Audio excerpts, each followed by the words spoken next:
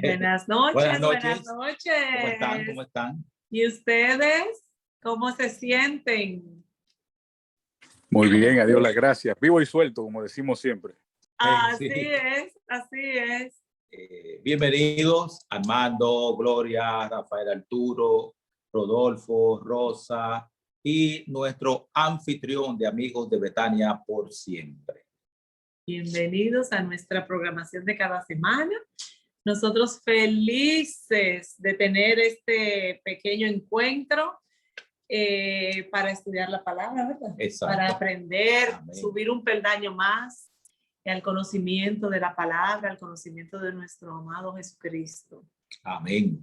Amén. ¿Cómo te fue en la semana, Humberto? Bueno, esta semana ha sido una semana sui generis, ha sido una semana lenta para mí, acelerada para ti. Sí, bastante. Esta semana estamos preparándonos porque tenemos unas conferencias que comienzan este sábado en la noche, tenemos que predicar 2 veces el sábado en la mañana, tenemos que dar las doctrinas en una iglesia en la tarde. Odé me dijo que me va a hacer un ponche para que yo pueda resistir toda la presión de todo el trabajo que tengo que hacer. Y la semana que viene la voy a pasar completa dando conferencias en Villamella. Así que contamos con sus oraciones para que el Señor pueda utilizar a Humberto nueva vez y así muchas personas puedan venir al conocimiento de la palabra y que también se puedan unir a este pueblo, ¿verdad? Exacto. Que espera con ansia la segunda venida de Jesucristo. Rodolfo va a tener que dar la lección el jueves de la semana que viene, porque vamos a estar rodando por Villamella en las conferencias. Sí, eso se coordina, no hay problema. Uh-huh.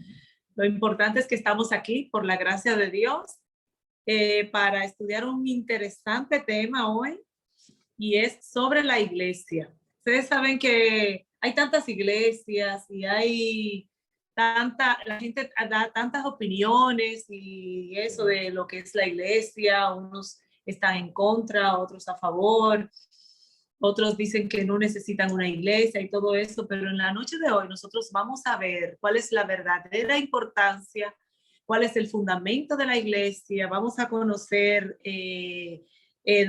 cuál es la iglesia verdadera, o sea, vamos a conocer muchas cosas sobre esto y es nuestro deseo de que interrogantes así como conflictivas, ¿verdad? Que podamos tener, pues puedan ser aclaradas en esta noche. Vamos a orar. Oramos. Señor y Dios, muchas gracias por la bendición de hablar contigo. Perdónanos que somos pecadores, yo principalmente. Límpianos de pecado con la sangre de Jesucristo, que tu gracia nos salve, Señor, y que tu Santo Espíritu nos acompañe al estudio de tu palabra en este momento. En el nombre y por los méritos de Jesucristo. Amén. Amén. Amén. Bueno, entonces ya como le dijimos, vamos a hablar sobre la iglesia en esta noche, así es que busque su libretica, un lapicero, la Biblia, y es tiempo también de que pueda invitar a un hermano, a un amigo que usted le considere que le pueda interesar el tema, que pueda aprender y también que tenga algunas dudas de ahí que puedan ser aclaradas en esta noche, ¿verdad? Así es que mientras comenzamos nosotros con la introducción de este tema, es el tiempo para que ustedes puedan compartir el link de esta reunión o también a través de YouTube, ¿verdad? Exacto. Bueno, entonces Humberto, ya sin más preámbulo, ¿verdad? Como dicen los presentadores. Vamos a ver quién fundó la iglesia cristiana en realidad. Vamos a ver de dónde sale eso de iglesia. Bien, Dios siempre ha tenido una iglesia. Israel, el Israel antiguo, era la iglesia de Dios. Esa era la iglesia inicial. Hay un texto que está en Mateo capítulo 16, versículos 16 al 18, donde se establece claramente quién establece la iglesia. ¿Quién la establece? Mateo 16, 16 al 18 dice: respondió Simón Pedro, dijo: tú eres el Cristo, el Hijo del Dios viviente. Entonces le respondió Jesús: bienaventurado eres, Simón, hijo de Jonás, porque no te lo reveló carne ni sangre, sino mi Padre que está en los cielos. Y yo también te digo que tú eres Pedro, y sobre esta roca edificaré mi iglesia, y las puertas del Hades no la dominarán. Y a ti te daré las llaves del reino de los cielos. todo lo que ates en la tierra será atado en los cielos, y todo lo que desates en la tierra será desatado en los cielos. Mucha gente entiende con este texto así, sin profundizar, que Pedro es la roca sobre la cual se establece la iglesia. Sin embargo, hay que tomar en cuenta algunos aspectos, tanto idiomáticos como de otros textos de la Biblia. Porque para uno saber, buenas noches, Dulce, muy bienvenida, la estábamos extrañando. Para uno saber, uno tiene que leer la Biblia. Para uno poder dominar un tema, necesita estudiar qué dicen los demás textos al respecto. Bien, en primer lugar, cuando aquí dice, y tú eres Pedro, está hablando de un callao. La palabra que se utiliza es un callao.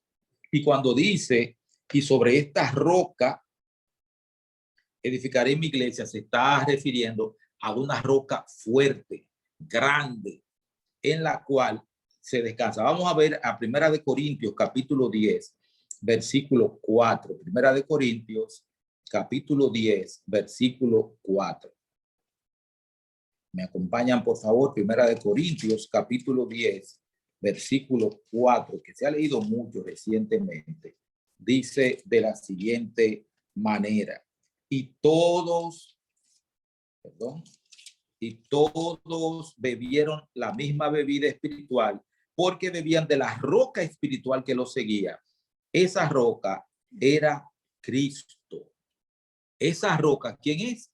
Cristo. En Deuteronomio 32, 18, también Deuteronomio, quinto libro de la Biblia, Deuteronomio 32, 18.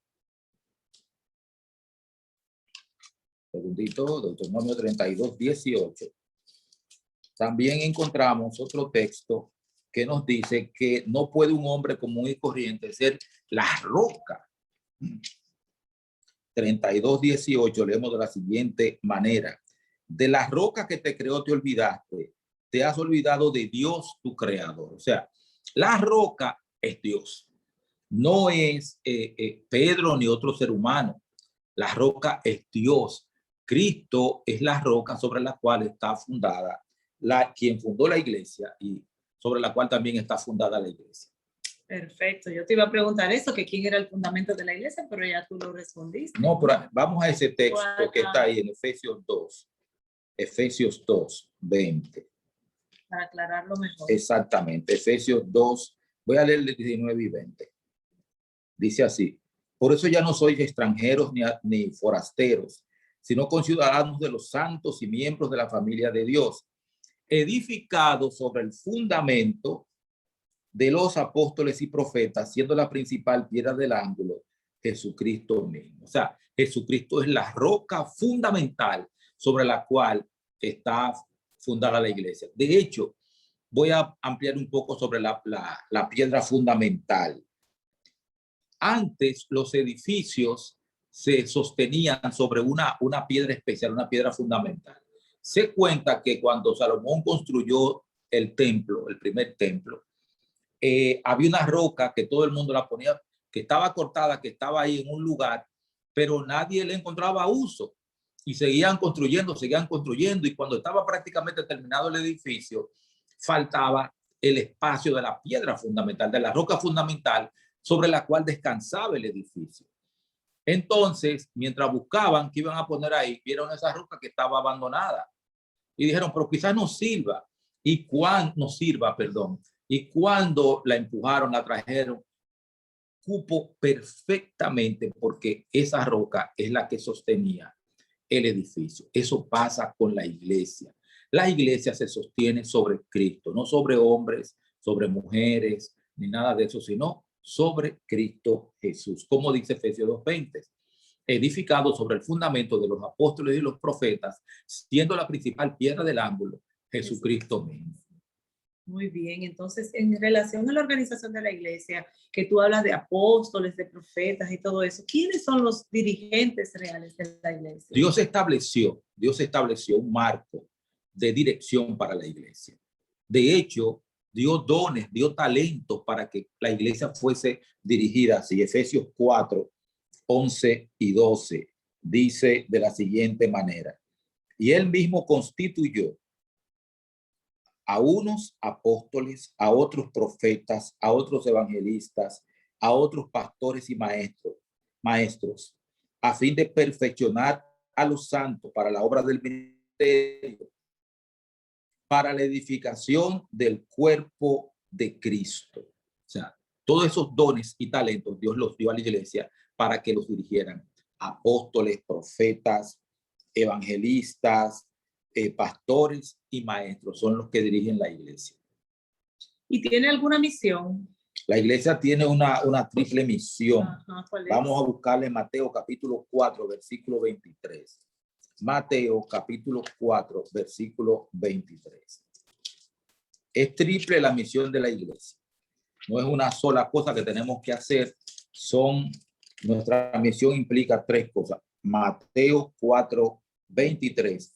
Recorría Jesús toda Galilea, enseñando en las sinagogas de ellos, predicando el evangelio del reino y sanando toda enfermedad y toda dolencia en el pueblo. Entonces hacía tres cosas: enseñando en las sinagogas, predicando el evangelio del reino y sanando toda enfermedad y dolencia. Entonces la iglesia tiene una misión triple: predica, enseña y sana. Ay, qué bueno, amén, amén. Y entonces, después de esa responsabilidad y todo eso, queremos saber que si tiene algún gobernante en la iglesia, alguien la gobierna o alguien debe gobernar. Vamos a ver aquí Mateo capítulo 13, versículo 15. Juan 13, 15. Que ya yo estoy viejito y se me quedan pegadas las cosas viejas. Sí, Hechos 6, del 1 al 4. Lo estoy diciendo. Hechos 6, del 1 al 4. Muchos sermones. Muchos sermones, sí.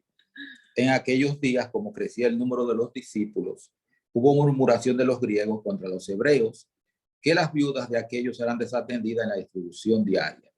Entonces los 12 convocaron a la multitud de los discípulos y dijeron: no es justo que nosotros dejemos la palabra de Dios para servir a las mesas. Buscad pues, hermanos, de entre vosotros a 7 hombres de buen testimonio, llenos del Espíritu Santo y de sabiduría, a quienes encarguemos de este trabajo. Entonces, la iglesia tiene un gobierno corporativo democrático. O sea, las decisiones en toda iglesia se toman cuando todos los hermanos están de acuerdo y se toman por votación, por mayoría simple. Si hay dos gente que opinan de una manera y 3 opinan de otra, claro, siempre fundamentado en lo que diga la Biblia, no violando lo que dice la Biblia, entonces se va a hacer lo que digan los 3 y los 2 se suman. Ok, y en cuanto a la característica, vamos ahora a concentrarnos en lo que es la iglesia verdadera, porque hay muchas iglesias, hay muchas denominaciones y muchas que dicen ser iglesias, ¿verdad? Pero, ¿cuál sería el ejemplo que debe seguir la iglesia para que pueda ser llamada iglesia verdadera? Bien, dice aquí en Juan capítulo 13, versículo 15, que era lo que iba a leer por eso ahorita: porque ejemplos he dado para que como yo os he hecho, vosotros también hagáis. Porque ejemplos he dado para que como yo os he hecho, vosotros también hagáis. Nosotros somos una iglesia cristiana porque queremos ser como Cristo. Las iglesias cristianas, los cristianos fueron llamados así primeramente porque era gente que buscaba en la iglesia de Antioquía, en el Nuevo Testamento, porque era gente que se parecía a Cristo, su carácter era como el de Cristo y representaban a Cristo. Por eso se llamó cristiano a la gente primeramente en Antioquía. Entonces Jesucristo dijo: ejemplo os he dado para que como yo os he hecho, vosotros también hagáis. Nosotros tenemos que actuar como Cristo actúa. Ok, dice que nos dio ejemplo. Entonces, ¿tiene alguna norma de conducta la iglesia? O sea, ¿la caracteriza alguna norma de conducta? Bien, la iglesia del tiempo del fin, la iglesia cristiana verdadera a través de todo el tiempo, ha tenido normas de conducta. Incluso la iglesia del Antiguo Testamento tenía normas de conducta. Aquí nos dicen: entonces el dragón, Apocalipsis 12, 17. Entonces el dragón se llenó de ira contra la mujer y se fue a hacer la guerra contra el resto de la descendencia de ella, contra los que guardan los mandamientos de Dios y tienen el testimonio de Jesucristo. O sea, la iglesia verdadera en este tiempo guarda los mandamientos de Dios completos. Como dice Santiago, que el que guarda toda la ley y ofende en un punto es hecho culpable de todo. Hay que guardar la ley de Dios tal como está en la Biblia. Los 10 mandamientos completos, incluyendo el sábado. Porque la gente dice que la ley fue abolida. Pero tú le preguntas, ¿usted adultera? No, yo no adultero. ¿Usted honra a su padre y a su madre? Sí, yo honro a mi padre y a mi madre. ¿Usted codicia a la mujer de su prójimo? No, no, yo no codicio nada de eso. Usted levanta calumnia, usted mata, usted roba. Yo no hago de eso. Usted adora estatua. No, no, yo no hago nada de eso. Usted toma el nombre de Dios en vano. No, yo no hago. Usted tiene dioses ajenos delante de Dios. No, no, no, no. Entonces su problema se circunscribe a un solo mandamiento, que es el 4º mandamiento. Después guardan todo lo demás, pero Santiago dice, la Biblia dice que el que guarda toda la ley y ofende en un punto es hecho culpable de todo. Sí, ese punto nosotros lo tratamos, ya ustedes tienen conocimiento sobre los mandamientos y ya saben a qué nos referimos cuando hablamos de los mandamientos. Entonces, ya sabemos que esa es la norma de conducta que caracteriza a la iglesia verdadera. Exactamente. ¿Y poseerá algún don la iglesia? ¿Tiene algún don? Apocalipsis capítulo 19, versículo 10. Yo me postré a sus pies para adorarme. Pero él me dijo, mira, no lo hagas. Yo soy consiervo tuyo y de tus hermanos que mantienen el testimonio de Jesús. Adora a Dios. El testimonio de Jesús es el espíritu de la profecía. O sea, la iglesia fiel, la iglesia verdadera, al final va a tener el espíritu de la profecía. Sobre el gran drama de la iglesia. Bien, adelante, vamos, adelante. Cuéntanos sobre el drama que tuvo la iglesia a través de la historia, cuáles dificultades sufrieron, cómo a través del tiempo, de igual modo, no ha cambiado nada, o sea, todo ha seguido siendo lo mismo, la norma es la misma, el fundamento es el mismo. O sea, ¿puedes darnos un resumen sobre el gran drama de la iglesia? Sí, voy precisamente a eso. Voy a buscar cuando Pablo estaba, segundito, por favor, cuando Pablo se estaba despidiendo,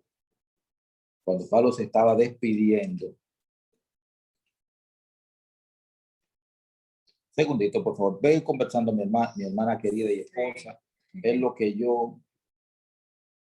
Es importante que entendamos todos estos conceptos sobre la iglesia, porque yo no sé si a ustedes les pasa o han escuchado, pero hay mucha gente que dice que ellos no le hacen mal a nadie, que ellos no necesitan congregarse o no necesitan ir a ningún lugar, pero la iglesia tiene un propósito, el Señor le dio un propósito, tiene un fin en la tierra. Así es que adelante. Ya llegué. Perfecto. Pablo se estaba despidiendo de las iglesias que había formado. Se dirigía a Jerusalén, donde él sabía, todo el mundo le decía, te van a meter preso, te van a meter preso. Pero él seguía porque tenía una misión, tenía algo que hacer. En su discurso de despedida a la iglesia de Mileto, en Hechos capítulo 20, versículo 25 en adelante, él dice del 25 en adelante. Ahora, yo sé que ninguno de todos vosotros entre quienes he pasado predicando el reino de Dios verá más mi rostro. Por tanto, yo os declaro en el día de hoy que estoy limpio de la sangre de todos, porque no he rehuido anunciaros todo el consejo de Dios. Por tanto, mirad por vosotros y por todo el rebaño en que el Espíritu Santo os ha puesto por obispos para apacentar la iglesia del Señor, la cual él ganó por su propia sangre, porque yo sé que después de mi partida entrarán en medio de vosotros lobos rapaces que no perdonarán el rebaño. Y de entre vosotros mismos se levantarán hombres que hablarán cosas perversas para arrastrar tras sí discípulos. Por tanto, velad, acordándoos de que por 3 años, de noche y de día, no he cesado de amonestar con lágrimas a cada uno. Ya estaba previsto, Pablo lo predijo que a la iglesia iban a entrar personas, lobos rapaces, los llama Pablo, y que dentro de la misma iglesia iban a salir gente que ¿qué iban a hacer? Que iban a introducir herejías y graves errores. Y esas herejías consistieron en la inmortalidad del alma, predicar que el hombre, que el espíritu tiene vida propia, cuando la Biblia dice que solo Dios es inmortal, predicar que ya el sábado estaba abolido, o sea, cambiaron la ley de Dios, también predicar que se podían adorar imágenes, o sea, cambiaron los mandamientos, eso estaba previsto también en Daniel 7, cambiaron los mandamientos y también cambiaron la forma de adorar. Pablo ya había hablado de eso y había llamado la atención a estos puntos. Los errores abarcaban doctrinas capitales y también alteraban la forma de gobierno de la iglesia. Todo eso se alteraba de tal manera que la verdad, como dice Daniel 8:12, fue echada por tierra. Daniel 8:12 nos dice, la verdad fue echada por tierra. Entonces, eso llevó a un cisma en la iglesia. A partir del año 323, los cristianos fieles y verdaderos que guardaban los mandamientos de Dios, tenían el testimonio de Jesucristo, comenzaron a apartarse de la línea central de la iglesia romana. Y para el 538 el cisma se hizo completo y la iglesia romana comenzó a perseguir a aquellos cristianos que no adoraban ni creían las mismas cosas que ellos creían. Y durante 1260 años se dio ese ciclo de persecución que también estaba predicho tanto en Daniel como en Apocalipsis. Entonces, esa es la situación del gran drama de la iglesia, que la iglesia se dividió, pero ya Pablo había dicho en Hechos 20 que iban a entrar lobos rapaces que no perdonarían el rebaño y que también de dentro de la misma iglesia iban a salir gente predicando doctrinas falsas. Cuidado con lo que usted cree para que no sea engañado, porque constantemente aparecen vientos de doctrina que tumban a la gente, se los llevan. Sí, lo felicitamos porque sintonizó, porque forma parte de este programa, porque es símbolo de que quiere ser instruido para no dejarse llevar de doctrinas falsas que nos confunden muchas veces, porque acuérdense que el enemigo no va a venir disfrazado de negro ni así todo, ¿verdad? Desaliñado. No. Él va a confundir la verdad con la mentira, de manera que nos pueda confundir y que nos pueda atraer, porque en realidad uno va a decir, bueno, pero tiene mitad de verdad y mitad de mentira. Y entonces después de conocer la historia de cómo fue el drama que vivió la iglesia, cómo surge la iglesia adventista del séptimo día. Antes de llegar a ello, quiero decir algo. Déjeme, porque uno se va como hundiendo, se va hundiendo. Y entonces tiene que... Es verdad, por eso el movimiento. Hay características que tiene la iglesia verdadera. La primera es que posee la fe de Jesús. Apocalipsis 14:12. Posee la fe de Jesús. Respeta los mandamientos de Dios. Tendrá la manifestación visible del espíritu de profecía. O sea, debe haber un o una profeta dentro de la iglesia. O tiene que haberla tenido hace poco tiempo. Respetará el día santo, el sábado. Lo respetará el sábado. Se guiará por todo lo que dice la santa palabra de Dios. Sustentará un dinámico y triple programa de evangelismo. Anunciará el juicio inminente y predicará con poder acerca de la segunda venida de Jesucristo. Si su iglesia no está haciendo eso, entonces es tiempo de que usted reconsidere lo que dice la Biblia y su fidelidad a la iglesia donde está asistiendo. La iglesia adventista del séptimo día es el cumplimiento del mensaje del primer ángel de Apocalipsis 14:6-12. Lo voy a buscar aquí. Apocalipsis 14:6-12. Al final del periodo profético, el periodo profético más largo de 2300 días, que terminó en el año de 1844, inicia la predicación del mensaje del primer ángel.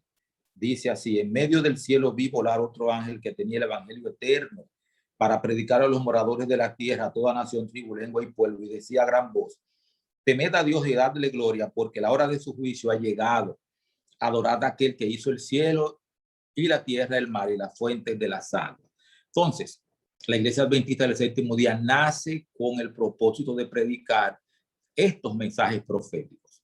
La hora del juicio de Dios ha llegado. Nosotros anunciamos que el juicio investigador inició en el año de 1844, cuando Jesucristo regrese. Cuando Jesucristo regrese, va a traer los resultados de ese juicio y se va a llevar a los salvados, va a resucitar a los que murieron creyendo en él, y también va a transformar a aquellos que estemos vivos cuando él regrese, porque no sabemos cuándo va a venir. Y también anuncia que adoremos a aquel que hizo el cielo y la tierra, el mar y la fuente de las aguas. Y eso mismo dice el cuarto mandamiento, porque en 6 días hizo Jehová los cielos, la tierra, el mar y la fuente de las aguas. Entonces, la iglesia tiene doble propósito: anunciar el juicio, triple, anunciar el regreso de Cristo y anunciar que el cuarto mandamiento está vigente. Exactamente. Dice aquí que la autoridad de la iglesia son las indicadas en la Santa Biblia. Luego de que escuchamos, ¿verdad?, las características que Humberto habla de lo que debe de tener la iglesia verdadera, ajá, más de las características que tiene la iglesia adventista. Entonces dice que la iglesia se gobierna con el consejo de todos los miembros, tal como se hacía en el tiempo de los apóstoles. Asimismo, la iglesia practica todos los ritos prescritos por el pueblo por nuestro Señor Jesucristo y los santos apóstoles. No hay contradicción. Nosotros tenemos nuestra guía, que es la Biblia, y la iglesia en la que usted pertenece tiene que tener la Biblia como norma, como guía, como nuestra dirección, como lo que nos dirige. Así es que, hermano, no se deje confundir. Busquen la palabra de Dios, que ahí usted va a tener respuesta a cada interrogante y a cada dificultad o cualquier tema que usted no entienda. Esperamos que se haya entendido. Si tienen alguna pregunta, este es el tiempo. Rodolfo, también puedes chequear en las redes sociales si hay alguna pregunta o alguna duda o algún comentario sobre lo que nos se ha expuesto hoy sobre la iglesia. Después de que uno conoce todo eso, Humberto, ¿cuál es la decisión al final que debemos tomar? Hacerse miembro de la iglesia verdadera. Exactamente. Y también hay otra cosa que no dije. Hay mucha gente que dice, no hay que ir a la iglesia. Sí. Eso es un invento de los hombres. No, la iglesia no es un invento de los hombres. Ya lo vimos en Mateo 16. Y en Hebreos capítulo 10, versículo 25. Mateo capítulo 10, versículo 25. No dejando de congregaros, como algunos tienen por costumbre, sino exhortándonos, y tanto más cuando veis que aquel día se acerca. Congregarse es reunirse en la iglesia para adorar a Dios. O sea, no, yo encuentro a Dios en mi casa. Claro, sí, pero la instrucción divina es que vayamos al templo a adorarlo, porque no es solamente que vivamos como la mala red, como yo vivía antes, que vivía como la mala red, hasta que el Señor me mandó mi esposa que me rescató del mal rebaño. Gloria a Dios. Sino que tenemos que vivir en comunión con los hermanos, porque si tú no amas a tu hermano, a quien tú ves, dice precisamente Juan, ¿cómo vas a amar a Dios a quien tú no ves? Entonces, tenemos que aprender a llevarnos bien con la gente. Eso es así, eso es así. Así es que a permanecer firme y fiel en lo que nos dice la palabra, para que no podamos ser engañados. Permanezcamos fieles a las instrucciones divinas a través de la palabra, y que podamos ir juntos y vernos y adorar juntos, porque yo pienso también, Humberto, que cuando nos congregamos es una forma como de darnos ánimo unos con otros, claro, porque muchas veces como humanos nosotros sentimos como que alguna dejadez o estamos un poco flojos. Sin embargo, cuando yo voy a la iglesia y veo al hermano cantando, el otro que ora, veo una parte especial, escucho la lectura bíblica, veo que lo que yo creo, eso me lo están reafirmando. O sea, eso es un crecimiento que no tiene precio. Claro. Así es que, sí, parece que hay alguna pregunta, Dulce. Sí, hay una pregunta que dice, la Iglesia Apostólica no guarda el sábado y es la iglesia que Dios instituyó en la tierra. Bien. Me imagino Sí, que sí. es una persona que es miembro de la Iglesia Apostólica y la Iglesia Apostólica ellos dicen que hacen lo que hicieron los apóstoles. Es lo que me imagino en esta pregunta. Sí. Bien. Nosotros dimos el estudio del sábado, pero yo voy a recordar algunas cosas aquí del sábado. Lucas capítulo 4. Lucas capítulo 4. Lucas capítulo 4. Vamos a ver. Lucas 4, 16. Lucas 4, 16. Vino a Nazaret, donde se había criado, está hablando de Jesús. Y el sábado entró en la sinagoga conforme a su costumbre y se levantó a leer. Jesucristo guardaba el sábado. Vamos a Lucas capítulo 23. Aquí rápidamente. Lucas capítulo 23. Búscame el sábado ahí, por favor. Lucas 23.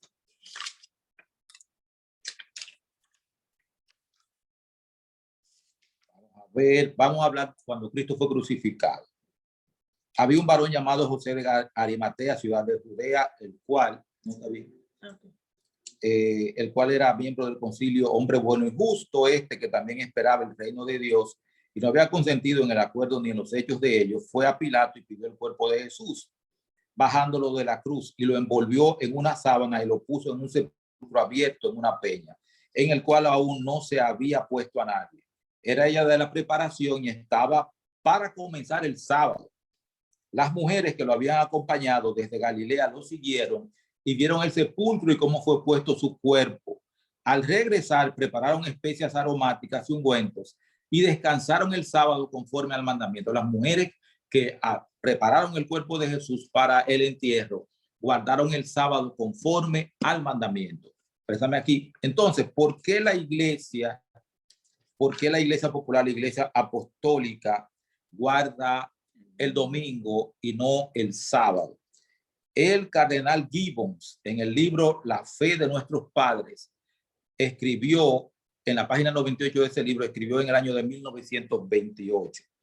Podéis leer la Biblia desde el Génesis hasta el Apocalipsis y no encontraréis una sola línea que autorice la santificación del domingo. Las escrituras hablan de la observancia religiosa del sábado, día que nosotros jamás santificamos. Y hay muchas más citas como estas en los catecismos de la Iglesia Apostólica, la Iglesia Católica. No hay nada en la Biblia que te diga que la santidad del sábado fue transferida al domingo. De hecho, lo primero que se sabe acerca de el comienzo de transferir, de reunirse en domingo como de manera regular para hacer cultos regulares y transferir la santidad del sábado al domingo, ocurrió después del año 145 de la era cristiana. Ya todos los apóstoles habían muerto. La iglesia apostólica, de donde estaban los apóstoles, y los apóstoles guardaron el sábado. De hecho, en Hechos 17, Hechos 18, cuando habla de la predicación de Pablo, dice que Pablo iba los sábados a predicar en las iglesias, en la sinagoga, y se reunía fuera de la sinagoga los sábados con los gentiles para predicar. Entonces, a partir del año 145, que Jerusalén fue destruida nuevamente, los cristianos de Roma, para no asociarse con la situación de los judíos que estaban siendo perseguidos y todo ese tipo de cosas, y tenían problemas con el Imperio Romano, comenzaron, en vez de congregarse los sábados, a congregarse los domingos. El sábado lo convirtieron en un día de ayuno, en un día de sufrimiento, en un día de carga, de suplicar, de rogar, de vestirse de saco y cilicio. Eso fue lo que sucedió. Y al final, en el año 321, Constantino, emperador romano, decidió, para hacer un sincretismo entre lo que creían los no cristianos, o sea, los paganos del Imperio Romano, y lo que creían los cristianos. Los paganos adoraban el día del sol invictus, el sol invictus. Y entonces dijo, vamos, que todo el mundo adore el mismo día, el día domingo, que es el día del sol, por eso se llama Sunday en inglés, que adoren en el día del sol y así todo el mundo adora un solo día. Él tenía mayor control de la situación. Pero todo eso estaba predicho porque ya lo dijimos que en Apocalipsis, en Daniel 8, dice, y pensará en cambiar los tiempos y la ley. Pero eso es un estudio bien interesante. Sí, invitamos a este amigo que nos siga escribiendo y que ojalá él pueda, que haya sido respondida su interrogante, ¿verdad? Exacto. Y porque recuerden que nosotros, nuestra guía es la palabra, y en la palabra ya hemos visto cuál es la característica de la iglesia verdadera. Amén. ¿Quién es que dirige? ¿Quién es el fundamento de la iglesia? Que es Jesucristo. Entonces, es solo a Jesucristo que debemos seguir y Él es nuestro guía. Él es a quien nosotros debemos mirar, hacia Exacto. donde nosotros debemos mirar para parecernos a. Y Jesucristo guarda el sábado, como Humberto acabó de decir. Exacto. Así es que si hay otra pregunta, Rodolfo.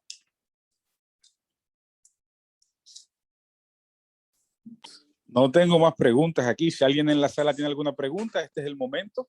Perfecto. Dulce. Si alguien quiere preguntar algo, es el momento a que usted quiera contribuir con alguna opinión. Exacto. ¿Algún comentario? Entonces, aparentemente todo está claro. Entonces oramos y terminamos. Sí, sí. Que desde hoy usted decida pertenecer a la iglesia verdadera, que guarda los mandamientos de Dios y tiene el testimonio de Jesucristo. Perfecto. Entonces, oramos. Te agradecemos, Dios, por la bendición de poder estudiar tu palabra. Ella nos fortalece, nos acerca a ti, nos da victoria sobre nuestras debilidades y pecados. Permite, oh Dios, que nuestras mentes y corazones sean abiertos a la influencia del Espíritu Santo para que hagamos tu santa y divina voluntad. En el nombre de Jesucristo. Amén. Amén. Amén. Pues ya ustedes saben, nos encontramos la próxima semana. Humberto está excusado porque va a estar dando una conferencia. Pero será hasta la siguiente semana donde nos encontraremos nuevamente con otro estudio interesante para nuestro crecimiento espiritual. Que el Señor les bendiga a todos y que tengan una feliz noche. Buenas noches. Amén. Gracias. Gracias Bye. a ustedes. Hasta luego.